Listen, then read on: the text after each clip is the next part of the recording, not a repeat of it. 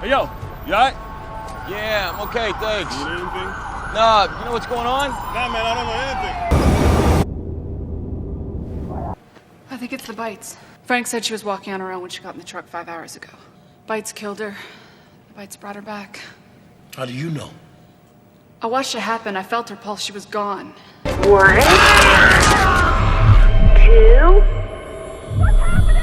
3, 4, 5, 6, 7, 8, 9, 10, 11, 12. He wants a what? Deadly pathogen with a high mortality rate. Anyway, excuse me. What's this for? Mr. Lane believes we can use such a disease against the undead. Can't make a dead person sick. It's not for them. It's for us. I think they're spreading a pathogen and they need a healthy host. This isn't the end. Getting accustomed to this new way of life in recent times is hard. Boredom is creeping up on us more than the ongoing pandemic, and we are diving deep into the OTT platforms, keeping ourselves immersed in several old and new series and movies. The situation has escalated to such a point that we have started behaving like half-dead creatures, rooting for one single thing: entertainment. In other words, we are becoming zombies. So we at Aboutflick realized that if we are turning into the half-dead species that defined an entire genre, we must do it right. Here is a list of the 7 best zombie movies of all time. It's too much. What's the matter? I've taken a shortcut before.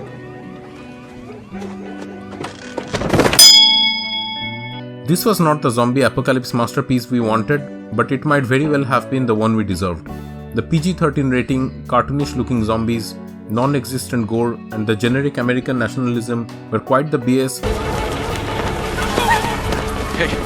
But the set pieces were sensational and the action scenes were relentlessly intense and often quite scary.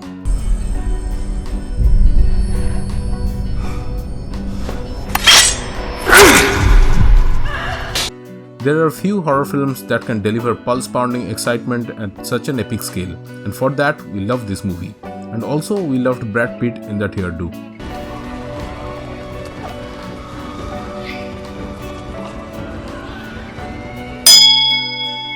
Although it has been remade twice, the decent 1990 version and the horrible 2006 debacle in 3D, the original is just as chilling as anything that has come from the genre since. Despite a shoestring budget, homemade special effects, cheap grainy 16mm film, and unknown actors, this little zombie movie has turned out to be the most influential horror film since Psycho. This is one movie that single-handedly paved the way for the existence of the zombie genre.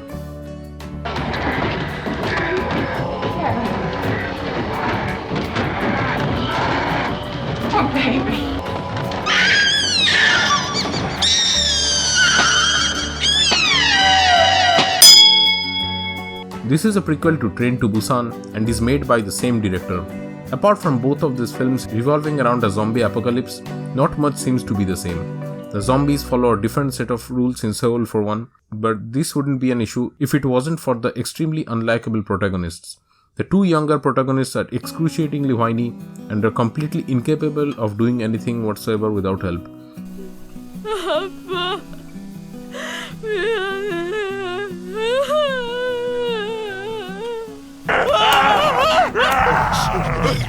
발로 차! 발로 차버리지! 아저씨, 집에 가야 돼요. 집에 가고 싶어요.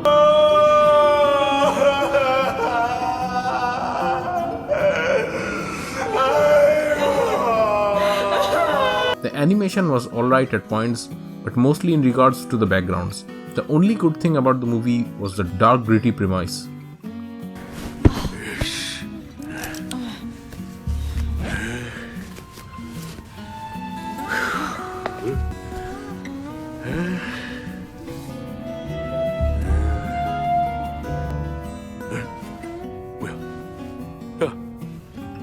야! 왜 이래, 야, 이년아! 얘들아! 내가 잘못했어! 죽으면 안 돼! 얘들아! 내 돈 갖고 죽어야!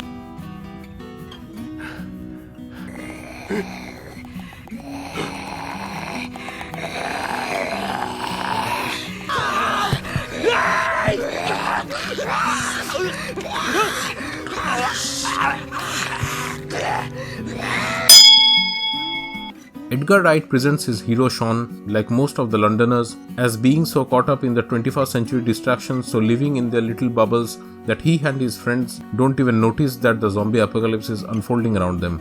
At least not until it's almost too late. Hiya, girl!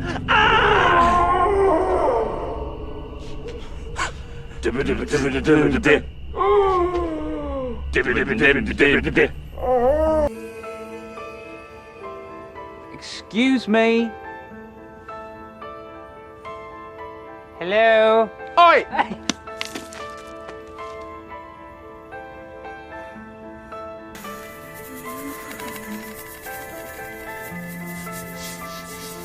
Oh my god. She's so drunk. The first half of Shaun of the Dead is absolutely brilliant. Calling it a parody isn't justifiable, and it certainly isn't a standard horror movie. By the end, it adheres to the more traditional zombie tropes, but even then, it is an exceptional example of the genre. What's the plan then? We're going to the Winchester. 28 Days Later redefined the zombie aesthetic for a generation of filmmakers. Directed by Oscar winner Danny Boyle and from a script by brilliant sci-fi scribe Alex Garland, 28 Days Later rubbed previous movies of the genre the wrong way at first. For one thing, they weren't technically zombies but humans infected with a feral rage virus, and as a result they moved way too fast. They're highly contagious. They've been given an inhibitor. Infected with what? Infected with what? Rage. The orthodoxy is scoffed, but the audiences around the world discovered a new approach to the beloved genre that has not only endured but become one of the most influential modern entries in the genre.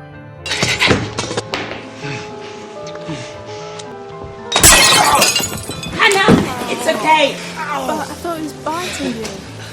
Kissing her. This remake more than surpasses the original, but you have to pay credit where credit is due, to the originals. This one is a pitch-perfect horror movie that has everything you could ever want in a zombie movie. It's bloody, scary, stylish, creepy, wickedly smart, edgy, darkly pessimistic, and yet infected with sick humor. Its sole aim is to simultaneously scare and enchant you, to make you as terrified to look at the screen as to look away from it, to fill you with such a mix of horror and guilty pleasure that you can't tell the two emotions apart.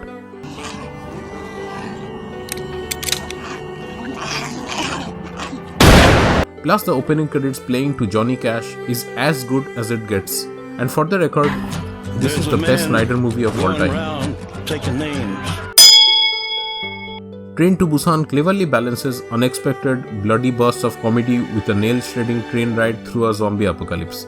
Train to Busan was a proper return to form for the genre, an old-fashioned zombie drama with heart and soul, simple but clever setup, and some scary AF zombies.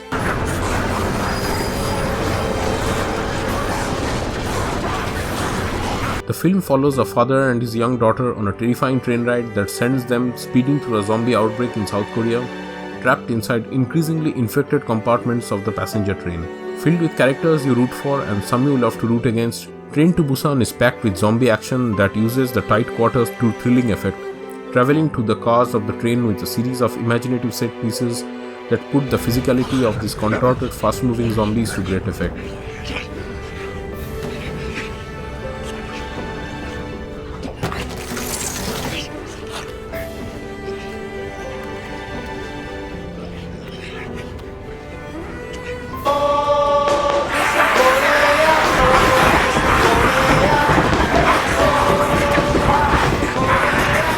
This one's the only flick on the list that made us emotionally vulnerable, and we have returned to this flick from time to time.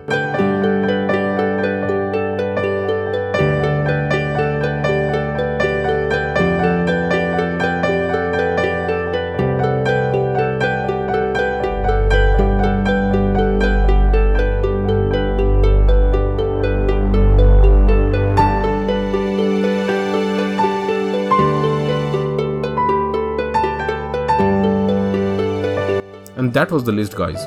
Hope you guys will enjoy these movies during the quarantine. Let us know in the comments below about your favorite zombie movies. What's that on the back of a beer mat? Yeah, it's Guinness Extra Cold. I won't say anything. Thanks. Thanks for watching. Please subscribe and give this video a thumbs up if you liked it. Click on the little bell icon to be notified whenever a new one comes out. Don't forget to share this video with your friends. I'll see you guys next time.